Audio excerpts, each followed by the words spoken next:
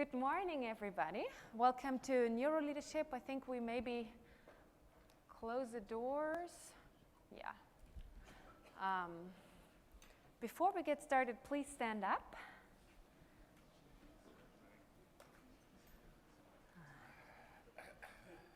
Please put your arms straight up in the air. Please put your arms straight up in the air. Please put your arms straight up in the air.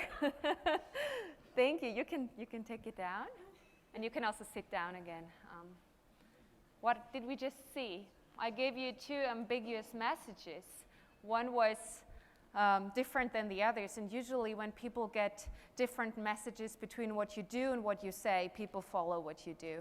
And in leadership, we see that situation every day when leaders tell us something, but they self-behave in a different way. And psychologists have known this effect for a long time. It's the basis for imitation learning. There's been lots of research on this. But now neuroscientists can really tell us the mechanism behind it, what's happening in our brains and why we behave that way. Why do we follow behavior? And for 10 years ago, there was a researcher in a lab in Parma, Giacomo Rizzolatti, and he was studying motor activity in the brain. What is motor activity? When you decide you want to take an object with a grasping movement, and only monkeys and human beings can do this type of grasp. Other animals, they can take stuff, but they do it like this with a fist. And he was studying how the brain prepares for that movement when you decide to take that pen until you grasp it.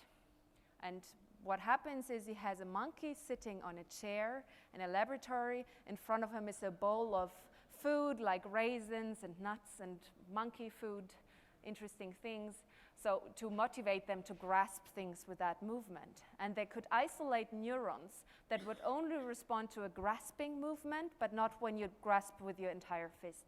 So what you have is you have an electrode here in the monkey brain and the motor cortex, and whenever the monkey grasps with that movement, you will hear a sound from the amplifier, and I think I can do it for you here. It's like this, actually. So whenever the neuron responds, you get a sound for each electrical activity. And you might think we are leaders here, that what do we care how monkeys eat food and grasp objects? That's interesting for neuroscientists, but not really relevant for us. But 10 years ago, the monkey had a break, was sitting on a chair with his arms crossed, and the student came in and was hungry and took from the monkey bowl with a grasping movement, a nut or something. After time, you lose, you eat from the monkey food, you don't care anymore. I've been working with monkeys too, I know this. You don't care so much anymore. And suddenly they heard the sound from the amplifier. And they were wondering what's going on. The monkey isn't doing a thing, but still his brain is active. And this was the moment where they discovered the so-called mirror neurons. What are mirror neurons? They are active when you do something, a certain thing, but also when you see somebody else doing the very same thing. So mirror neurons are actually the basis for empathy in our brain and for communication. And I think any normal scientist who's very busy would have thrown away that data and just thought, let's send the monkey to a holiday. But instead, one of the most important discoveries in neuroscience has been made through this mistake.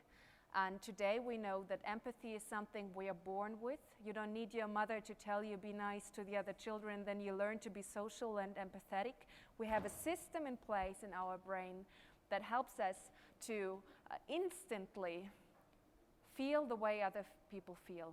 If you're sitting here in this class and there's somebody very happy and cheerful, and this person might spread this atmosphere in the entire room, because we all constantly have our mirror neuron system on. It's something you can't turn off.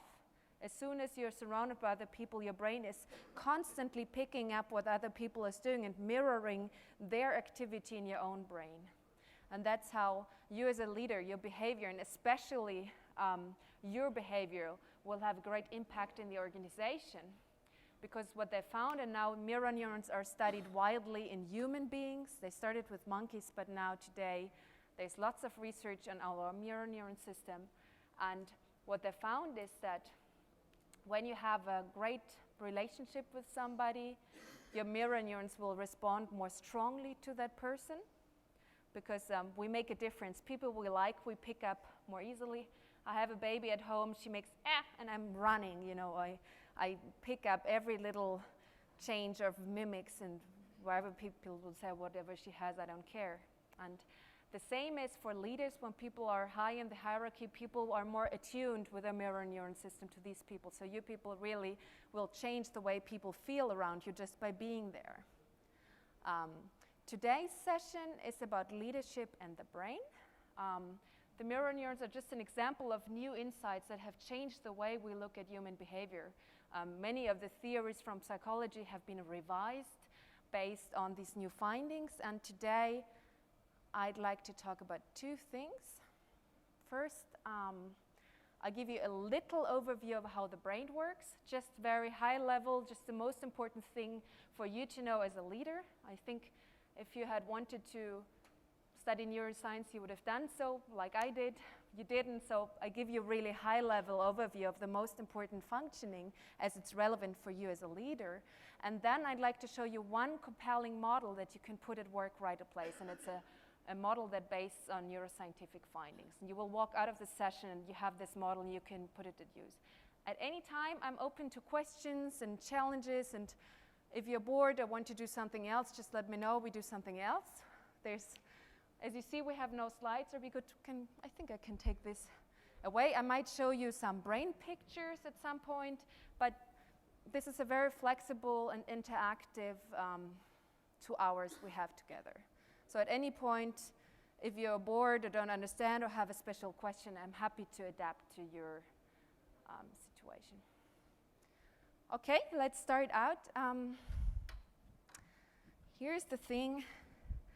Now we start with a little test. I think that's always a good start. Who knows the Maslow Pyramide of Needs? Heard of it? Do you know the basic? Oh, wow.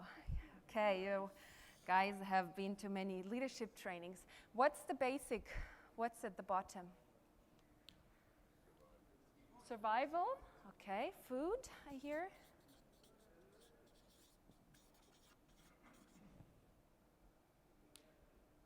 Okay. Very often we call this basic needs, okay? Once you have sleep, food, sex, everything you really need for basic survival of the species, drinking and eating and just surviving, we can say it's basic needs. We don't have to get all 5 levels, but once you are have your basic needs, what's next? It's a little bit a pyramid of needs. Once this is covered, then you start desiring other things. You don't have to be precise with it. What do you think comes next? Sorry? Okay, hygiene. Would you? So like safety, I think it's called safety. So just that you have a safe environment where you are not totally attacked all the time by the people. Next thing I give it to you is social needs. It's a little bit the idea, once you have food and survive and you feel safe in your environment, then you start making friends and forming families and really having social relationships. And at the very top of it, I think many people, once you have all of this, then you strive for self-actualization. So a little bit thinking, oh, I want to become an EY partner, that would be really something that makes me happy. That kind of thoughts only come after your basic needs are fulfilled. So the problem with that model is that from a neuroscientific model, and I see that most people know this, and you're not a psychologist and you don't spend all your time in leadership courses, but this is a very well-known model that's been used all over the world. And the problem is, from a neuroscientific point of view, it's totally wrong. So I'd like to cross it out. Why is it wrong? And I will destroy this model, but I give you a new one at the end that you can use. So I'm not just bashing everything. Social needs, which is, for Maslow, is the third point. A lot of things have to happen until you strive for social needs. If you're in Africa and you don't get any food, the idea is you don't go and look out for friendships and family. You look that you get some food so you survive. It's wrong. Social needs are at the very basic of the pyramid. Why is that so? We survive because we form strong relationships. Our ancestors used to live in small groups of people, and they would only survive because they have friends, because the biggest enemy of human beings are other human beings that would attack us. They would live in tribes, and you need protection from the people around you. Also, the baby that is born will not go and look for berries in the forest or for, I don't know, go and survive and look for water. The baby will attach itself to the mother, so she takes care of him. So if you look at the example from the mirror neuron I gave you this morning at the beginning of the session, we have a system in place in our brain that's constantly on, that's constantly attuned into other people. Our brain is very social in its very nature. And I can tell you one basic principle of the brain is that the brain is efficient. You know the saying, we only use 10% of our brain. It's actually not true, because we use all our brain, but we don't use all of our brain at once. It's like with a machine, you don't want to, when you produce something, put all the pieces together at once. The brain is very efficient which parts it's using at the time, but the social parts of the brain are always on. That shows how important they are to us. You never turn them off. Sure, when you sleep, many parts of the brain are deactivated, but when you're awake and around, your brain is always looking for what other people are doing. So I'd like to today show you a model that's based on social cognitive neuroscience. There's a lot of notion going on about the social brain, because one of the most important discoveries of latest years is that we are way more social than we used to think from a psychology perspective. And I would like to give you an alternative to Maslow today, where that's just as easy to use, but it's more giving justice to how people really are. So here it is. Let's start out with a very little part about how the brain works. You will have to let me know how much detail you want. Some people want to know all the neurotransmitters and all the details, and some people say, who cares, couldn't care less. So I do it however you like. Ask if you want to have details, otherwise we do it high level so you don't have to bother with unnecessary information. If this is the brain from the side, you have the eyes here. Let's think about most companies who hire consultants like us do it because they want high performance. They have the idea, we want the best people in place. We want to make sure they really deliver high performance and they can get their teams to deliver high performance. When we look at high performance in the brain, there's one part that's really important, and it's called the prefrontal cortex, PFC. And that's the part of the brain that makes us different from the animals. It's the part of the brain that has come very late in evolution, and it's a part of the brain we need for rational processing, higher level processing. What do you do with that part of the brain? That's the part of the brain when you make a decision, when you think about different options, when you create an Excel model, when you look at this P&L. That's where all the intelligence goes to. In the end, you're sitting here because you have a very well-functioning PFC, otherwise you wouldn't have made a partner. It's obvious that's what you need, and that's what companies are looking for, people who can really perform well and have well-functioning brains. This is also the part of the brain that matures only at age 18 or 21. So people who have teenagers will understand that this part maybe is not functioning properly yet. And it's a part of the brain that's also responsible for inhibition and delay of gratification. And if you think about it, teenagers will do lots of stupid things.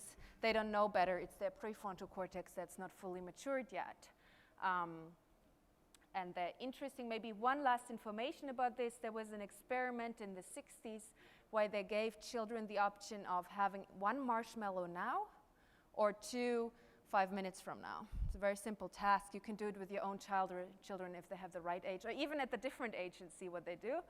And the children who go for the marshmallow right now are not as successful later in age when they're adults in life as the ones who can delay gratification and wait.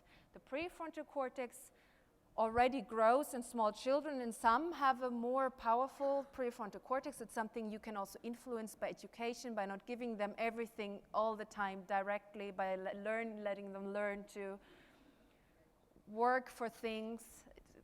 Lots of this is genetics, but there's always things you can influence. Otherwise, this session wouldn't make sense. I would say your brain is as it is, go home, do with it what you want.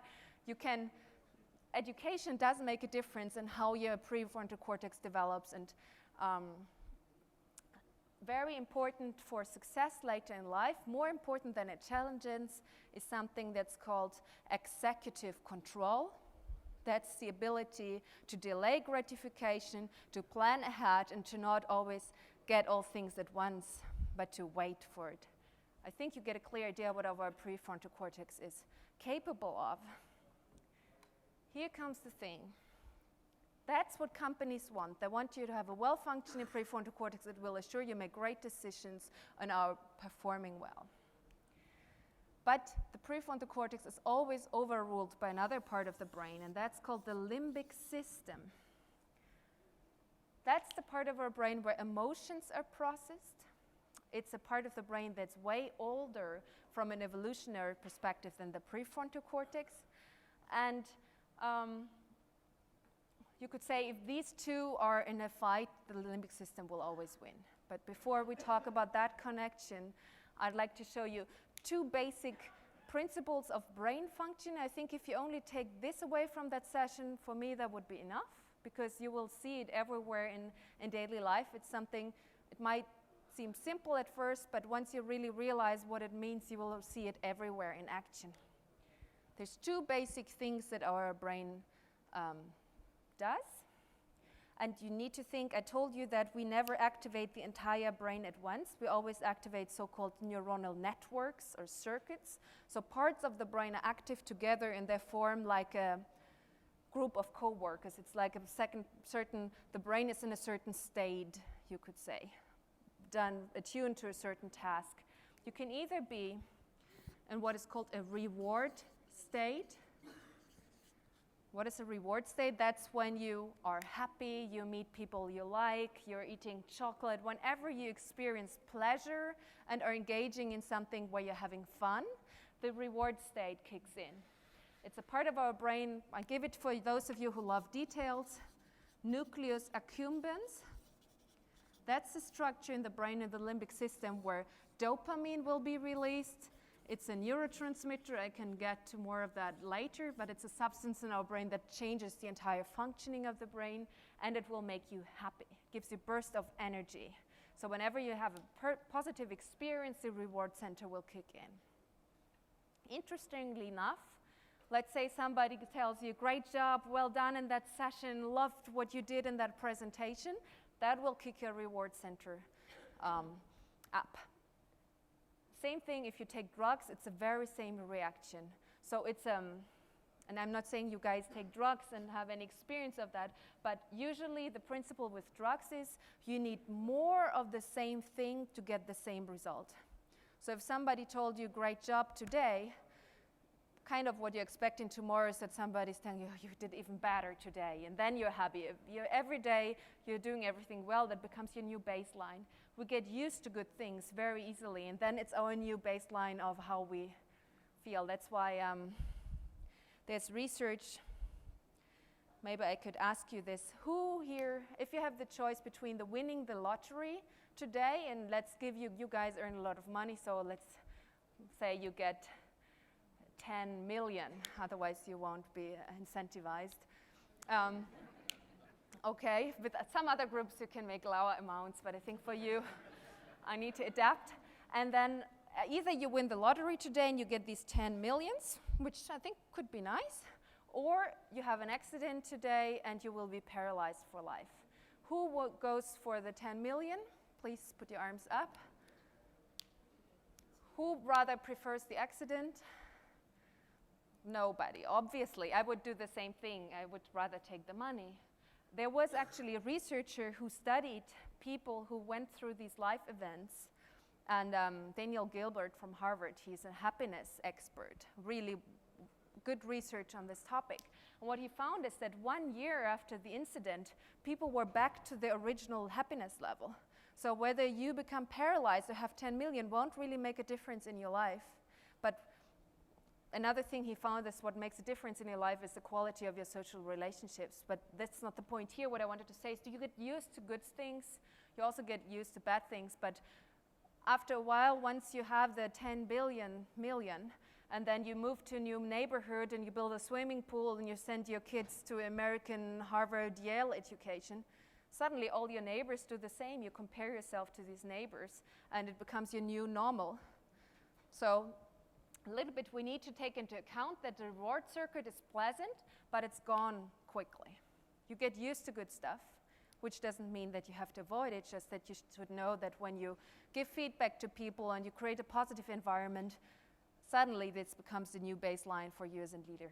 I promised you that there are two states we're going to talk about. This is the reward circuit, but there's also in the brain the threat circuit. I think it's pretty obvious from the word. That's when you make negative experience. That's what you will see when you meet people you don't like. I don't know, your parents-in-law are coming over the weekend, or I don't know, whatever kind of negative encounters you might have.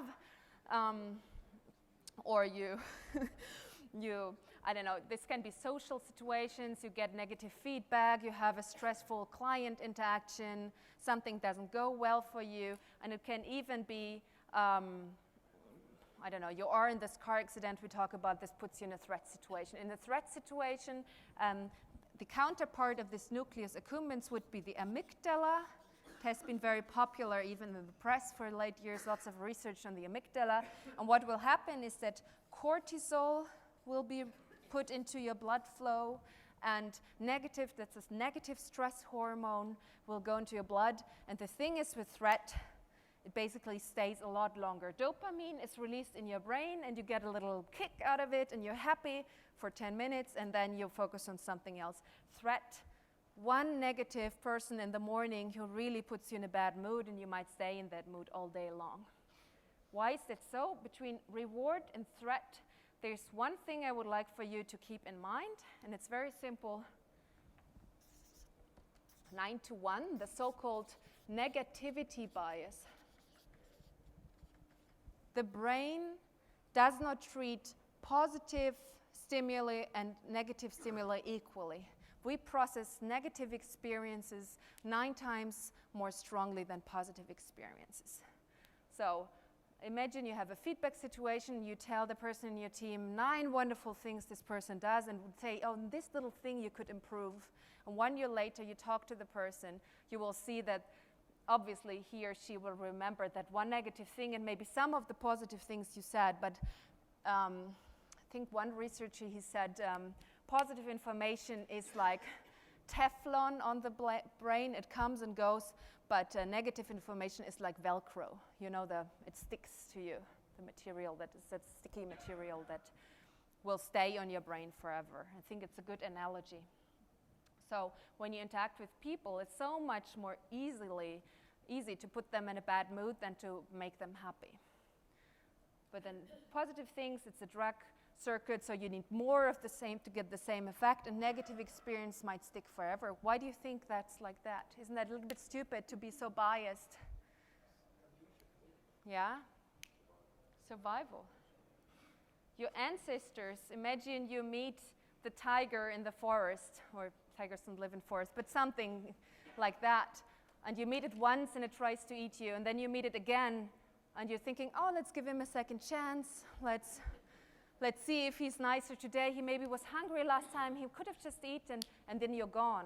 So when we make one negative experience, it's actually helpful to stay away from these negative things.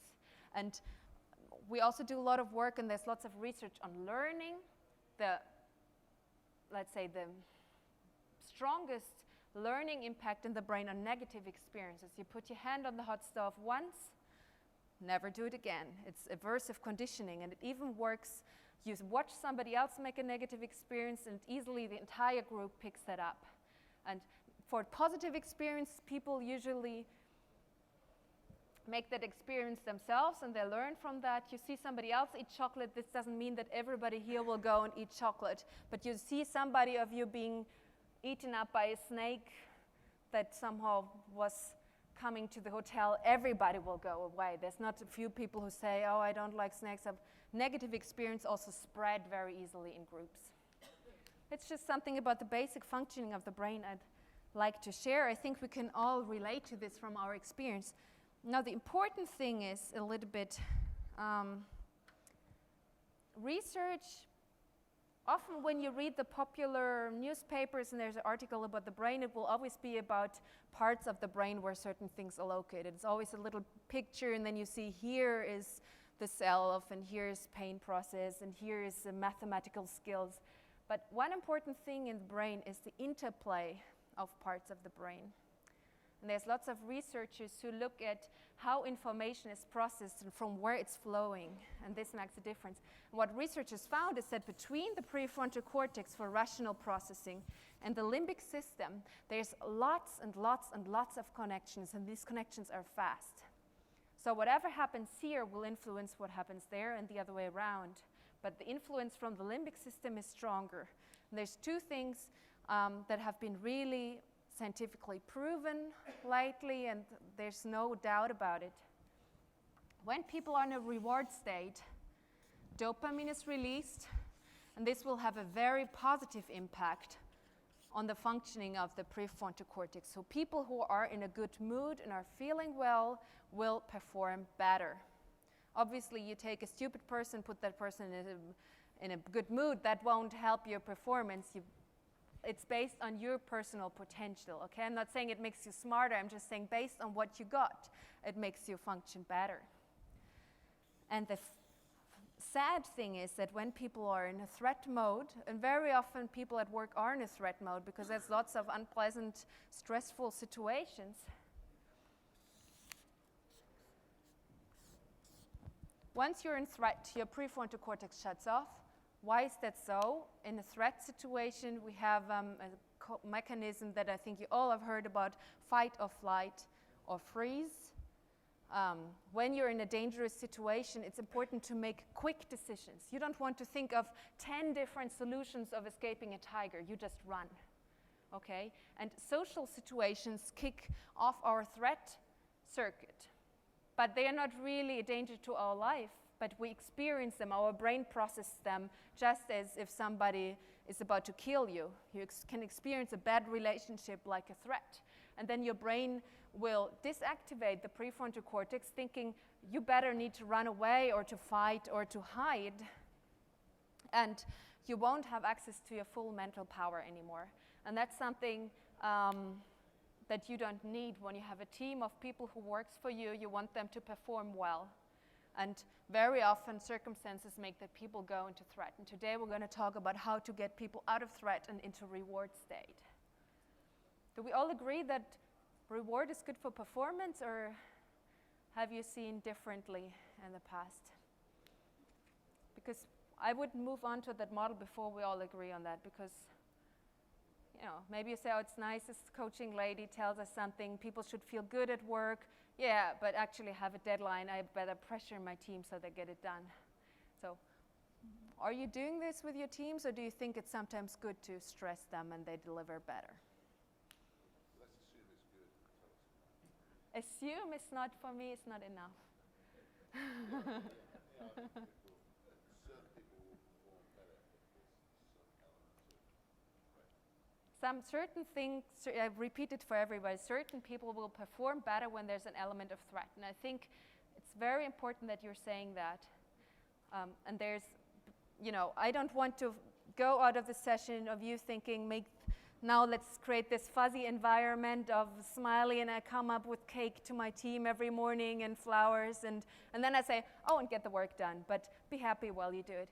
That's not very realistic. And also in what you're saying, there's a neuropsychological truth.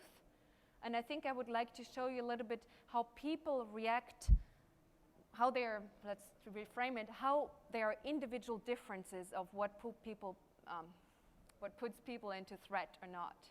because I think you guys can handle it. I show you one different model, and then I show you the solution of how to get people into reward, because not everybody is the same. We all have a reward and a threat system, but what is the threat for one person can be somebody else's reward. And I would like to differentiate for you guys, because otherwise you might think, yeah, it's good for some people to be in reward, but I know my team actually needs the stress and the pressure, and that's why I will give it to them. You might even be right in that situation. Sometimes you have a feeling that I actually need a lot of pressure to really do something. Yeah.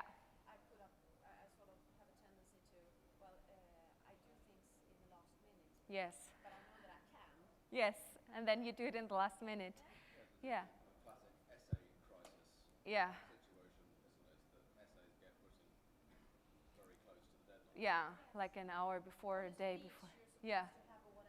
Yeah, you prepared the night before. Yes. I think that's a very good point. And I showed you one model because there is a regularity to this. And I think when you have that, it will be very easy for you to recognize who needs what. Let's take a look at this.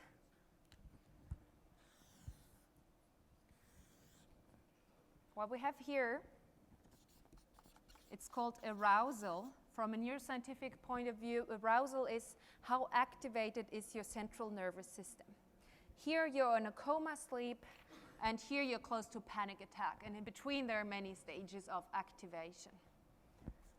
And here we have performance, but again, we are not talking about how well you're doing at your job. We are talking about, based on your individual potential, how well is your prefrontal cortex functioning at this given moment. This is a no-brainer. The moment you wake up in the morning, you didn't have coffee yet, and it's just too early for you, and you're not fully awake, your performance will be somewhere down here. And then maybe you have some interesting meetings, phone calls, some interesting tasks and challenges come up, and somehow your performance will go up. Maybe you get to present in front of your client, it's your key account, and you've really been working hard on this, and you have teams that have been collected numbers for this for a long time. You finally get to present, and you know lots of important people will be there, and you're perfectly prepared. This might put you in the situation of peak performance. You're standing in front of the audience, you're talking, and you're really in what researchers call flow. That's a brain state where you're losing concept of time, you're fully present, and you enjoy what you do, and you're really at your best possible performance. Think of a piano player like Lang Lang. He's giving a concert, he's fully absorbed into the music, he's not thinking of something else. That's a moment of flow, or we can even call it peak performance. And that's what, we're not saying you should be in that stage all day long, but if you never get to experience it, something is wrong in your job. Obviously, you would want to be yourself, and for the people on your team to have this experience as often as possible, because that's where really performance is happening. And then imagine there's before your wonderful meeting, you get a call, and the associate in a team says, I'm sorry, I messed up, there's 5 million missing, I don't know where in the Excel model it is, something is wrong, you're just about to present wrong data, or your client is sitting there and he looks really angry because he wasn't happy with the performance of your team, and he will talk to, I guess PwC is not doing so well at the moment, but he's talking to your competitors, okay, and he's considering changing accounts to somebody else, and you know this. So this might put you over the edge. You don't have the right data, your client is unsatisfied, and is about to discover it. This moment, you might start to sweat and sit in that meeting and not really be able to fully concentrate. Will put you out of your performance zone. And I think we all have been there. Here, you have a stage, we call that under arousal. You're doing your job, but you're doing standard operation procedures. Somebody could wake you up at night, and you just do the stuff, ask you something, you'd like, do like this, blah, blah, blah, blah, blah, but it's not really exciting.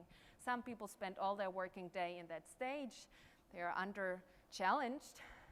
Or you're here, so you're constantly firefighting, constantly running behind, constantly too much stress and pressure, and never really in line with your skills and your challenge. And then we go into what is called over-arousal. And when people over a prolonged period of time, I'm not talking about sometimes, we all can be there and there's no problem, it's normal. But when you over a longer period of time constantly work under over-arousal, people will go into burnout and depression because it depletes the serotonin resources in your brain, and it makes your amygdala grow, the part of the brain for the threat center, and it makes it more and more sensitive. So you will see threat even where there is none. These people are very sensitive. You criticize a small thing and they blow up because the amygdala grows in size and will actually pick up everything that's negative. So rather than having a 9-to-1 bias, you will get a 30-to-1 bias or even stronger, because this 9-to-1 is an average, and a healthy person has a 9-to-1 negativity bias.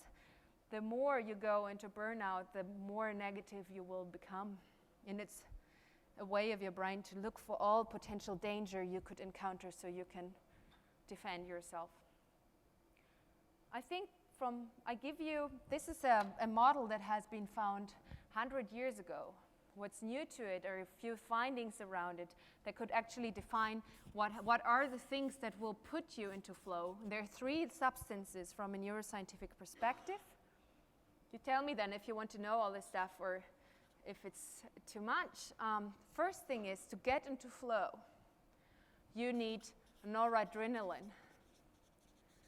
What is noradrenaline? It's a positive stress hormone. That's what's released when you have a challenge. That's what you're saying. You need a certain deadline or pressure to get things done. There needs to be some kind of excitement, or competition can trigger people. So it's some kind of challenge. Some people need more of it, some less, but we all need a certain extent of challenge to perform well. If, say, Lang Lang, he plays the same song every day on the piano, after a while he will play it with a part of his brain that's called the Basal Ganglia, where our experiences start. He can do it in his sleep, and he will not improve, but even he wants to improve. So he needs to play pieces that are more and more difficult in order to develop himself and still enjoy what he's doing. Second factor is dopamine. We talked about dopamine before. It's part of the reward system. And dopamine means you're having fun. If you don't have fun while you work, you're not in your peak performance zone. If you're bored out or stressed out and not having joy, you're not at your highest possible performance. So actually having fun at work is a sign of high performance. From an individual perspective, obviously, somebody who's having fun but is not very good at his job will not be a great asset to your team unless he puts the other people in a good mood, and then they perform better. But from individual perspective, people in a good mood perform better compared to their depressed self. Third substance, and that's one we see more and more missing. People lose this capacity more and more. Acetylcholine. That's the substance, the neurotransmitter your brain releases when you're in a situation of focused attention, prolonged focused attention. It means if you're looking at your BlackBerry while you're doing something, you're not performing well. If you're multitasking, it's not possible to get into flow.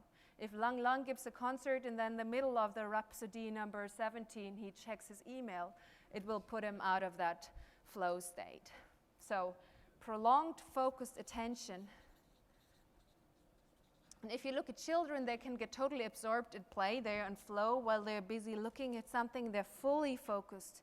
And very often, people in today's organizations are pushed into work mode that doesn't allow them to access flow anymore because they are expected to do many things at once rather than focusing on one task at hand.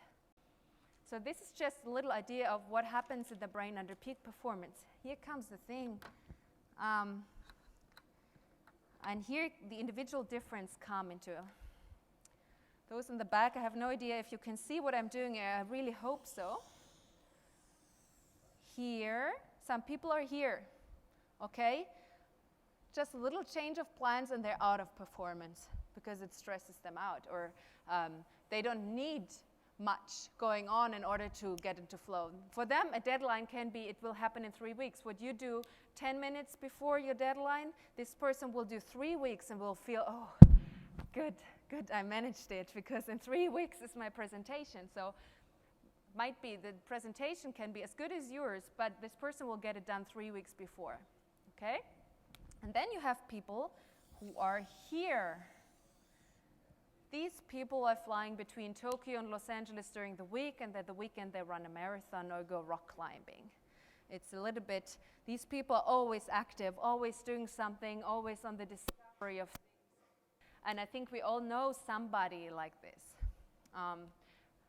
Scientists love to study these people because they really have a different brain than the average population. And they're called sensation seekers.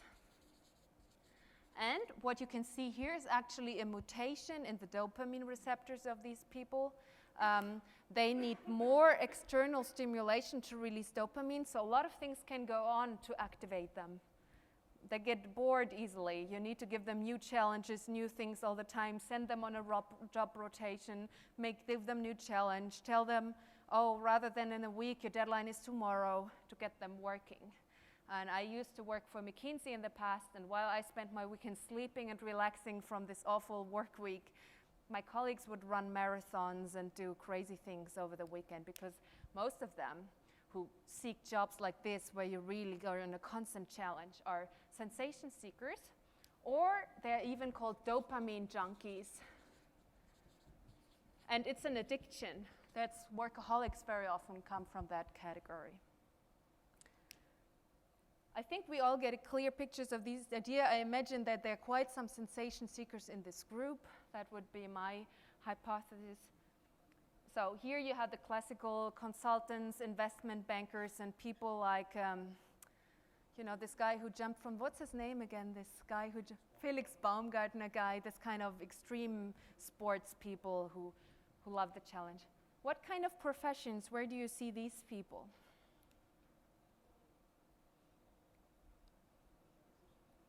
Sorry? Doing processes, okay. So having really track of, maybe in a change process, being the head of the PMO who really has control over who does what and really tracks things.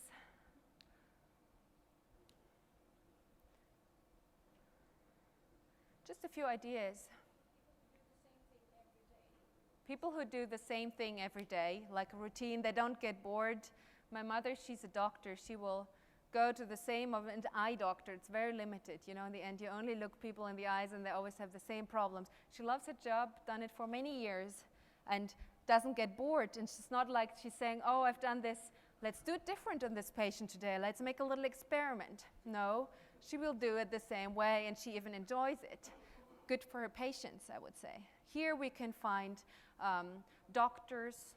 Here we can find Nobel Prize winners in research.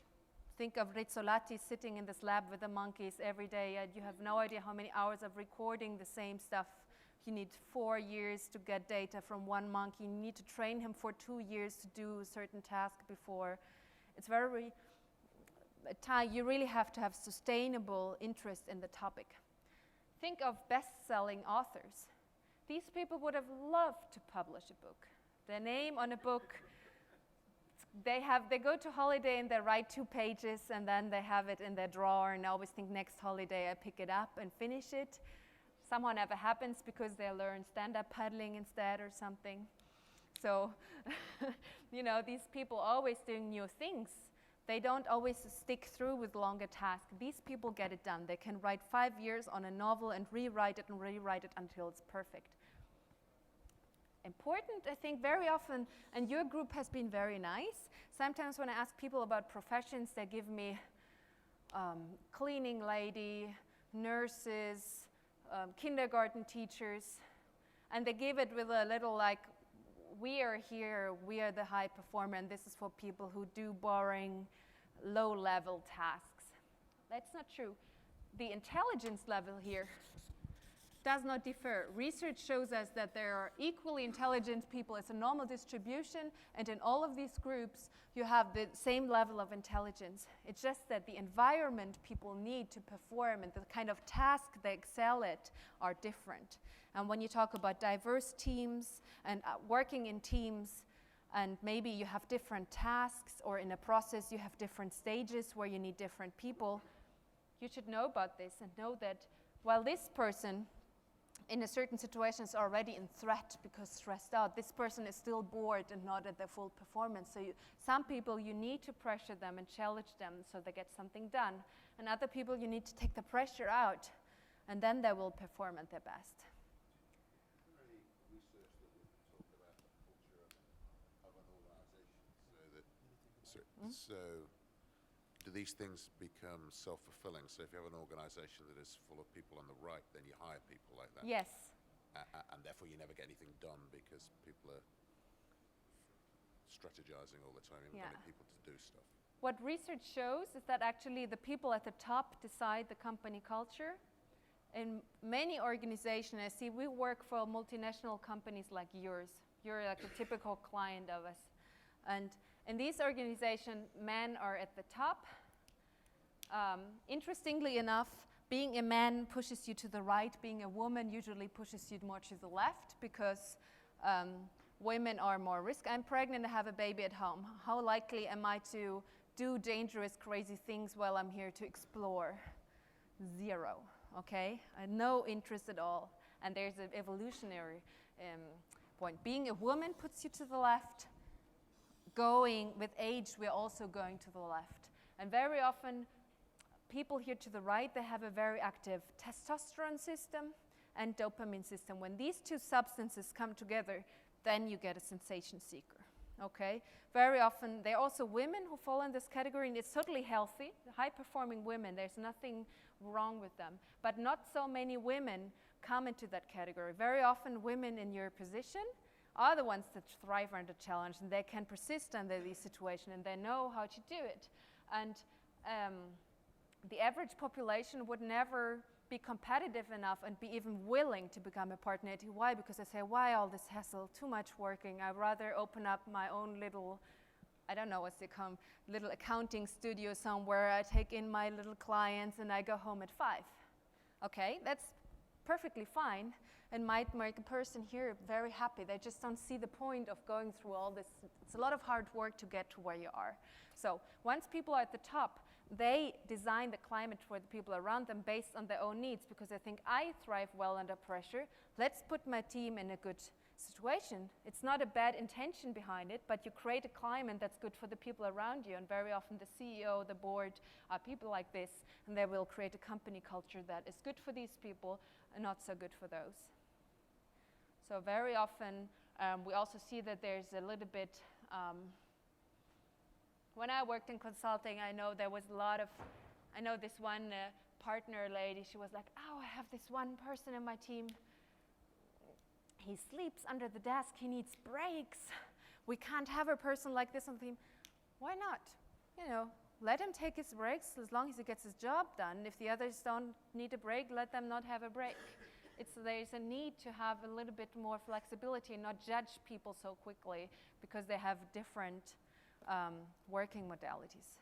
And I have a colleague who's like this, working like this, like crazy all the time and flying constantly around. We work, I would say 90% of the time together. It works because I send him my stuff 3 weeks before and I say, here's our presentation. That's what I plan to do, okay? And then the night before, he takes it, he totally changes this, he puts some magic stuff in it. I wake up the next morning relaxed. He doesn't push me to do anything the night before because I like to sleep. And then I wake up and I have a wonderful little surprise, but I know I can trust him that it will be in line with what I did before. So he's happy he can do his last minute stuff. I'm happy I am prepared 3 weeks before. Both perfectly working well together, and it's not that he's the high performer and I'm the low performer in our group. We're working very well together. And his creativity in the last minute is something that really adds to what I prepared before. So you need to find ways to communicate. And when we work with that model practically, and there's something you can do with your teams. First of all, self-insight, self-awareness. If you look at this, you will easily get a grasp of where you might be. It's very intuitive, this model. I think we can all relate to it. So you don't need to be a psychologist and take scientific tests and urine samples to know where you are on the curve. Look at it and you get an idea where people are, and people can rate themselves easily, I think, depending on their needs. And then you can think, what kind of task will put me First of all, what kind of environment do I need to perform well, but what kind of situations put me in over-arousal, which time of situations put me in under-arousal. And then you can have a talk around this and avoid these situations that are negative for people. And it actually does work to change it around if you're just flexible. Sorry?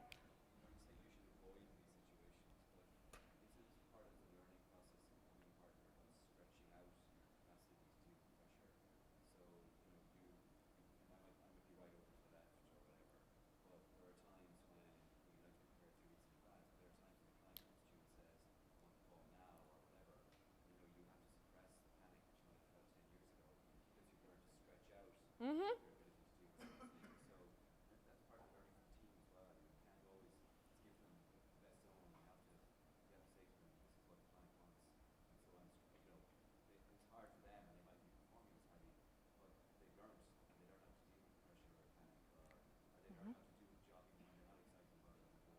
I have two things to say. Your colleague, if you're all here, is talking about the fact that as a partner you have to stretch out. You actually have to learn to behave like this. Otherwise you're not successful as a partner. Two things. First of all, you will never change who you are. Some people are to the left. They will be you that can train them, send them to Harvard, to wherever, give them personal coaching. There will never be that person here. And it's no point, it's not the best use to put them in there. But with time and experience, and if you're very much to the left, maybe you shouldn't become partner. You will be so much happier somewhere else where you don't have to camouflage yourself like a chameleon and try to fit in when you don't. Some things you just choose your environment and you opt out of things that are not good for you. But that's not always saying, if you're to the left, you will never be to the right. But there's one thing that helps you with time and experience. I didn't show you a brain part that's very important. We have the rational processing, we have the limbic system. With time, we will feed into a system that's called the basal ganglia. That's a system where all your experience goes. The first time you learn how to drive a car, you do it with your prefrontal cortex. You have to think about what you do. You think, I have to push this button, and with my right leg I do this, and you can't talk to anybody while you're doing it because you're fully concentrating with all your attention on driving. After a while, after you've driven 1,000 miles, you drive with your basal ganglia. You can talk on the phone while you drive, you can eat while you drive, at least you think so. You can listen to music while you drive. You could do lots of things while you drive because you're not driving with the prefrontal cortex anymore, you're driving with your basal ganglia. After certain years in the business, you have lots of experience in here. You will be able to perform a lot of tasks that your younger colleagues are performing with their prefrontal cortex. You do it with your basal ganglia. That's what being an expert means. That's what experience means. So under pressure, your prefrontal cortex might be knocked out. You're stressed, but your basal ganglia kick in, and they do the job so much better. There's actually research that shows that experts perform better under pressure because their basal ganglia, they have some kind of intuition, intuitive wisdom. So you take better intuitive decisions when you're an expert. Rather than thinking too much, you should take a quick gut decision, and it will be a better quality than if you were thinking too long. But you might have young people on your team. They don't have all that knowledge in here. You put them under stress, they will try to perform with their prefrontal cortex. There's nothing in here or just the wrong stuff, and they will do whatever. And there are organizations where people are working under constant threat. Like, think the military, think fire patrol people, emergency doctors. What do these organizations do? They train and train and train people to death. It's called overlearning in scientific terms.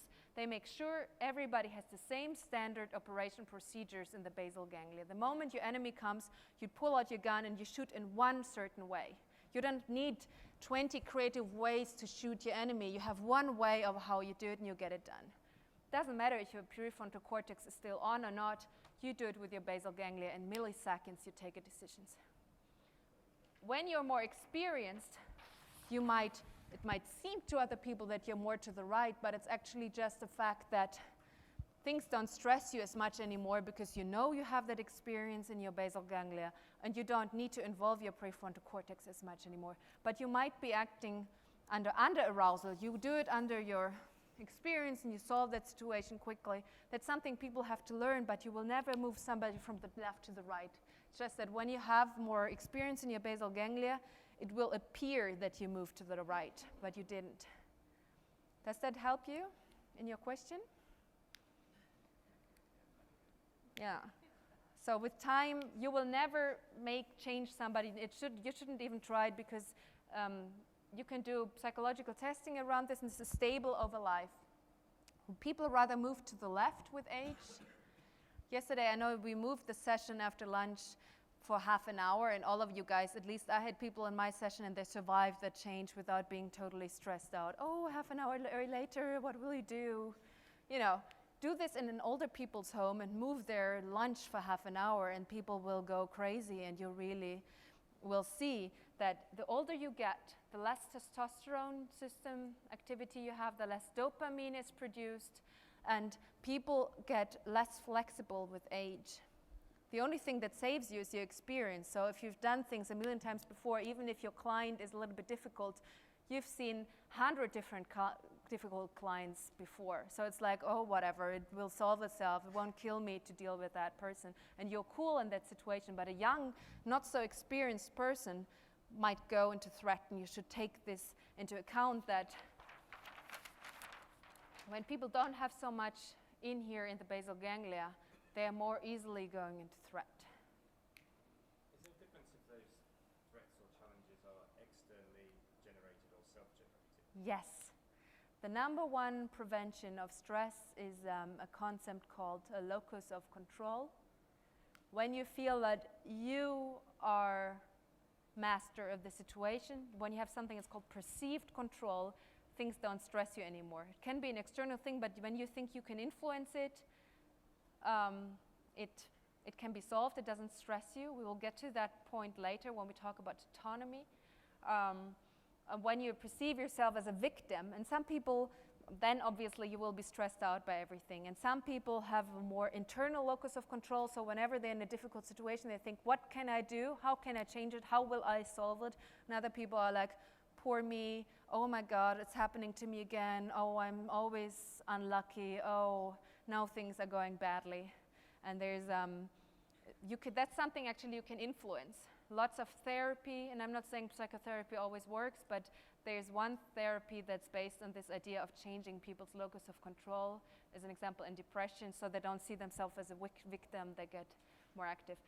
Another thing to your question, you asked about self-created stress. For the brain, it doesn't matter if there is really a bad situation or not. It's enough that you perceive it as a bad situation. So some people create their own threat. Wonderful environment, happy family, wonderful job. Everything's great, but they're always unhappy because they are always thinking negatively about things. This 9-to-1 bias obviously is an average. There's a normal distribution over it. Some people are just seeing negative things everywhere, and you can see in these people, the amygdala is bigger, and they might have made bad experiences in the past, or there's even a genetic predisposition to it, and you see bad things wherever. I may look around here. I can't see half of you guys because of the light, but you know, he's taking a critical look at me, and I could be constantly nervous because he's giving me these critical looks. It could be totally putting me here sweating and shivering, thinking, I don't care, he can look like this, you know, I don't even see him, I have the lights. So some people are like this, and it doesn't matter if there's a real threat or an imagined threat, the effect on the brain is the same. So I think I'd like to put you people into practice, into doing something with each other, applying some of these learning to EY. I'll give you one model as a substitute for the Maslow model, and I would like for you to work with that model afterwards. And I show you, it's a little bit about putting people out of threat and into reward, and it's a social model. It's based on social cognitive neuroscience, so it's taking account the fact that social needs are at a very basis. So it's about things you can do in social situations, in social relationships with your clients, with your teams, with yourself when you're feeling badly, or with your family at home. Whenever there's more than one person in the room, you can use this model to improve relationships and put people into reward. Give it to you, it's 6 factors, and then we will work with that model. So it's a model to minimize threat,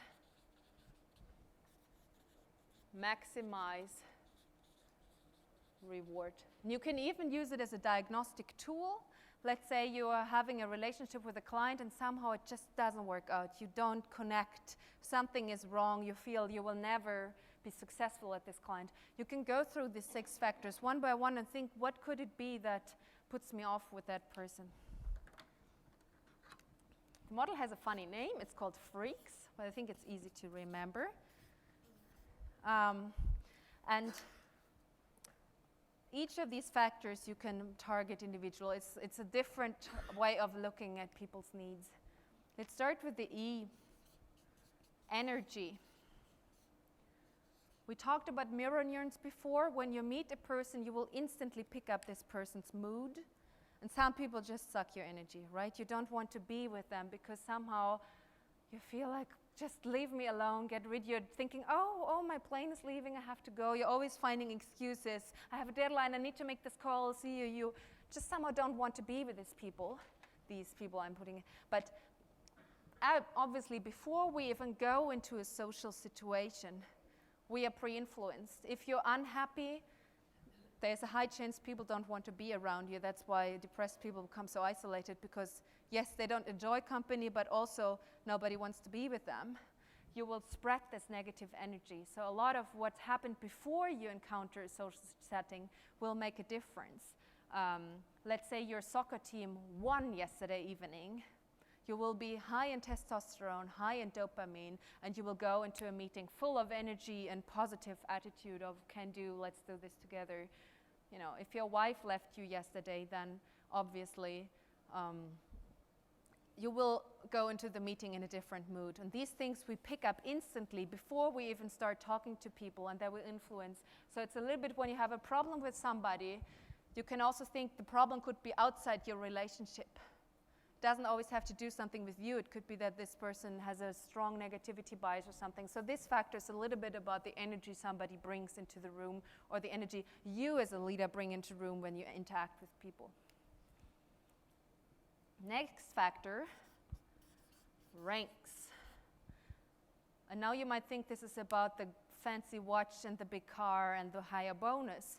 Yes and no. But from a leadership perspective, this is about how do people feel after they interacted with you? Do they feel more important, more valued, more appreciated, or do they feel unimportant and like it doesn't matter to you if they are there or not? It's about, I don't know, you have a person from your team, you call in this person for a feedback situation, and while you ask that person to wait in the corner, you check your emails, you make a few calls, and then you're like, oh, oops, only 5 minutes left. Yeah, we can do it quickly. Let's take a look at your evaluation.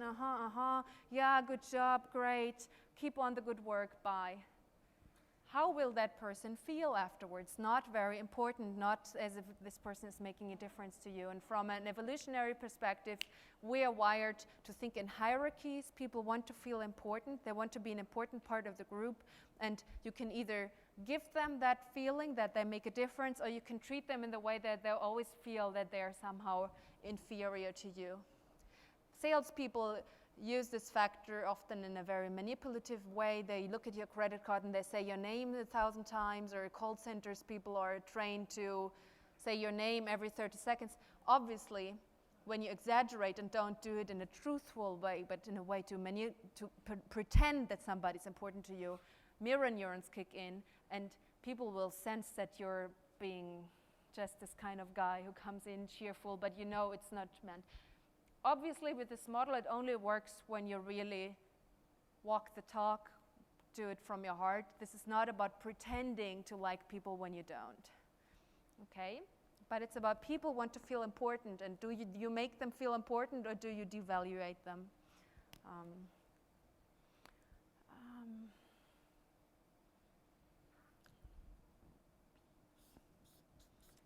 Safety.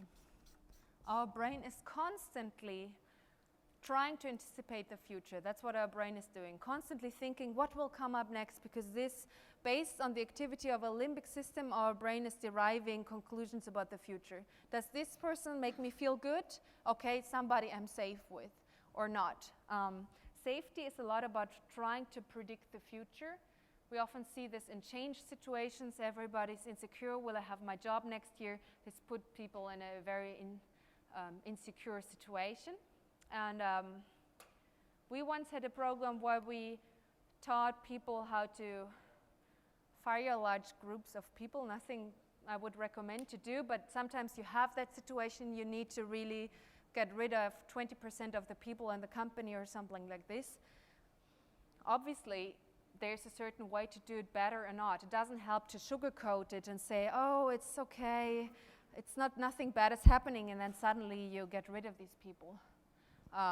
People can handle the truth, so you can give it to them. And when you don't have content safety, when you can't really tell people what's happening, sometimes for legal reasons you can't tell them, sometimes you don't know what's going to happen, you can give them process safety.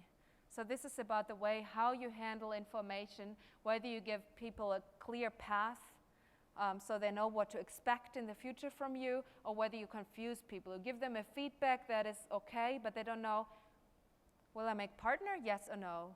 Will I continue at EY? Will I be successful? Yes or no? People very often, when you give them feedback, they don't want to hear all the details. They want to know, am I doing a good job? Are you happy with me? Yes or no? So how clear are you in your communication with the people around you? It will make people feel a lot safer when you're transparent and clear and honest and give them a process clarity going forward. We talked about this factor, coming back to your question about the self-made threat or the external threat, autonomy. It's the number one protection factor for stress. There was research where they looked at entrepreneurs and they asked the entrepreneurs, why do you want to build your own company? What's the point? And they say, I want to work less, spend more time with my family, spend the weekends in Spain at my family holiday house. I want to have a better work-life balance. They have all these dreams about it. And they measured people's cortisol level for stress before they started the new company. And they looked at the people who still survived 5 years later, who still had their own company, and they looked at the number of hours they worked and their cortisol level. They worked more, less stressed. Because when it's your client at stage and you work until 3 a.m. to prepare that pitch, it's because you chose to do so, and you decided to do so. It doesn't stress you as much as when your boss tells you, you stay up until 3 and you finish that presentation.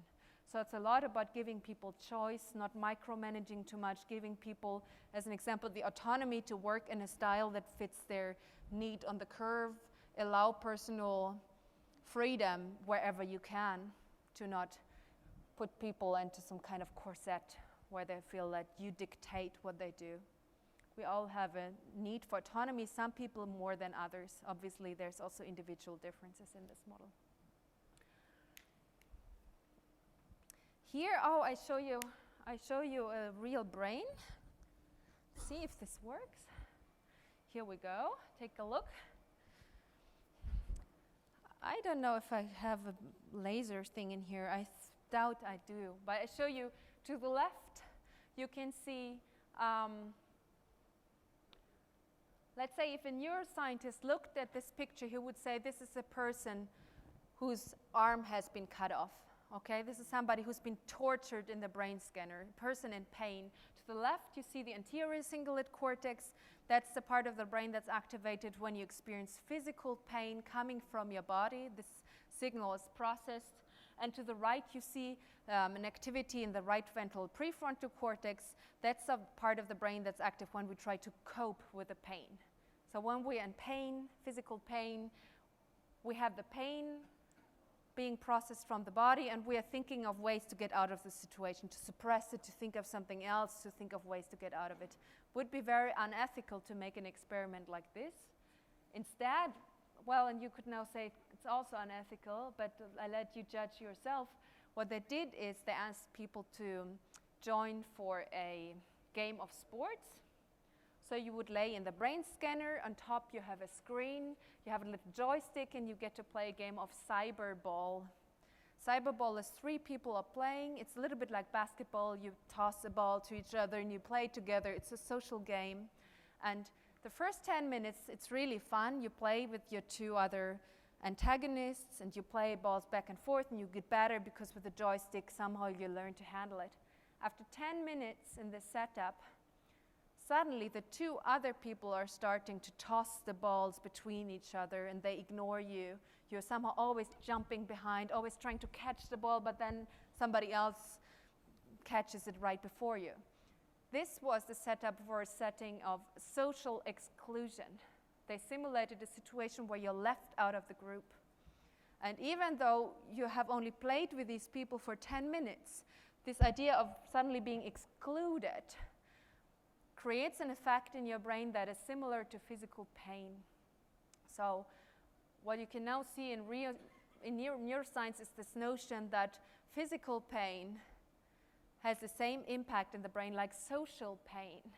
And you can see that it's as painful to have bad social relationships, to be excluded. I don't know, in a work context, we're talking about the fact of connection here. Do people work well together? Is everybody invited to the Christmas party, or do you leave the assistants out? I don't know. You know, in some companies it's like this or like that. Is everybody in the email or somebody missing in the CC? And why does, you know, how does the person feel when he realized there's an entire process going on and he wasn't involved? People used to survive in small groups, and when you're excluded from the group, it probably means you will be dead very soon because nobody survives on their own. So we experience situations where we're not part of a group and where people are not friendly to us really as a threat to our survival. So it's this is about building good relationships with people. Do you know the family situations of the people you work with? Do you create an inclusive climate for new people? Maybe you guys have worked with one team for 10 years and you've always worked well together. Now you have a new person coming into this team. Do you welcome that person and make it feel part of the team? This is about building great relationships. One last factor, and then I put you to work, so you also get to do something today. Let's see, who can we play with today? You guys are sitting in the front. Yes, too late. I give you €100. Imagine, huh? I'm not. And you get to share it with Christopher here. What's your name? David. David gets €100. He gets to share with you, and you give him as much as you think is appropriate. If he refuses your offer, all the money goes back to me, and then we'll play again. So that's a setup. You both know the rules. Please make him an offer. 50. Christopher, how do you feel about the €50? Yeah, pretty good. You take it? Yeah. Sure? Yeah. Okay. €50, that's not bad. He didn't do anything. Do you do like this with your bonus? When you get it, you just give it to all your colleagues? I haven't had one for such a long while. How would you have felt with €1? I'd have entered into a discussion. You would have negotiated. Yeah, but you can only say yes or no. Would you have taken it? No. Free money, didn't have to work a second for it, and he's refusing the money. That's a little bit absurd from economical perspective. And 2 psychologists won the Nobel Prize for this setup because that's what they found. When the amount was under €20 in this case, people would refuse amounts. They would refuse free money. And when you look at all the economic theories, they are based on the assumption of the homo economicus. People maximize profit. When there's free money, if there's €1 laying here on the floor, I think I would pick it up and take it. Right? Don't have to do anything. But in these social situations, people rather not get any money at all than to get an unfair deal. And these researchers, Kahneman and Tversky, they found that we are rather the homo reciprocans. We maximize relationships and fairness.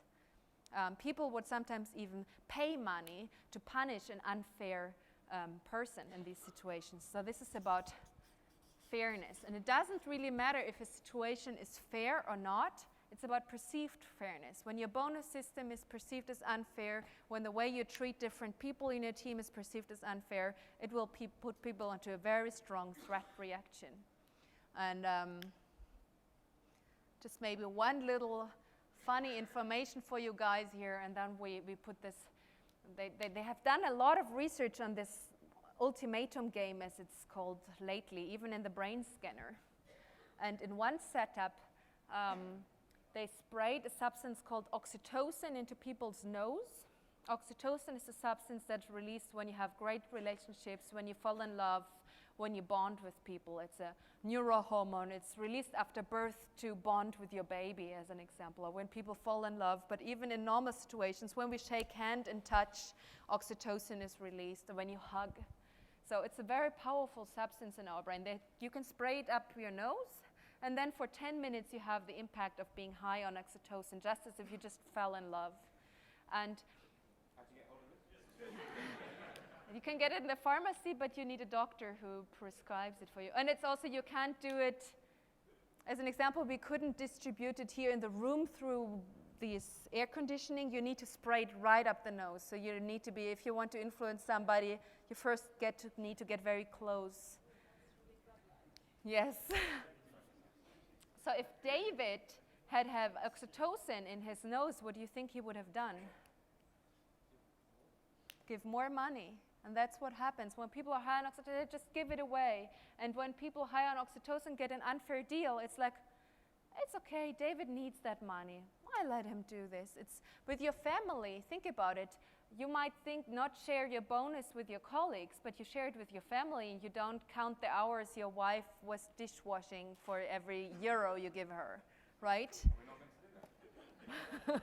Some people might do that, but you don't, if my child wants something, I give it to her, and I don't count what she did for me and what I did back. We are not so nitty-gritty. When we have good relationships, somehow this concept of fairness changes into a concept where we're more generous with each other. So actually, if you have great connections, negotiation situations will be a lot easier with your clients because they won't count every cent.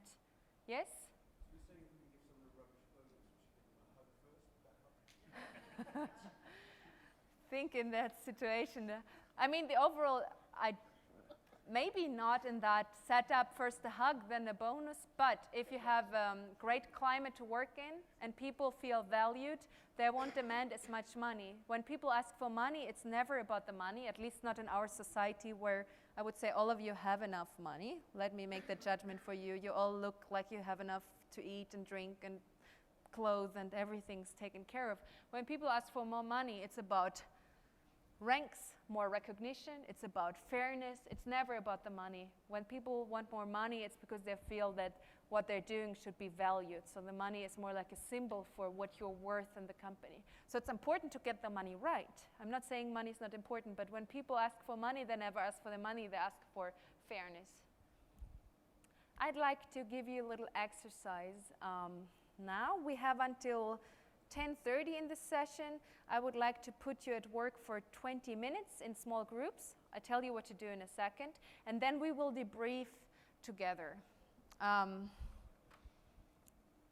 What you will do, you can take the Freaks model and analyze it with regard to your work environment. So you as a partner at EY, what are the threats in your environment? What are the rewards? Be specific. You can discuss it. You see you're sitting, can you see that you're sitting in small groups with the chairs? Find yourself 5, 6, or 3 colleagues. It doesn't matter how many groups you are, so you're comfortable. And then think, how can you use the Freaks model for yourself and the partner group? What would freak you as a partner? What would put you into more reward mode or in interaction with your peers?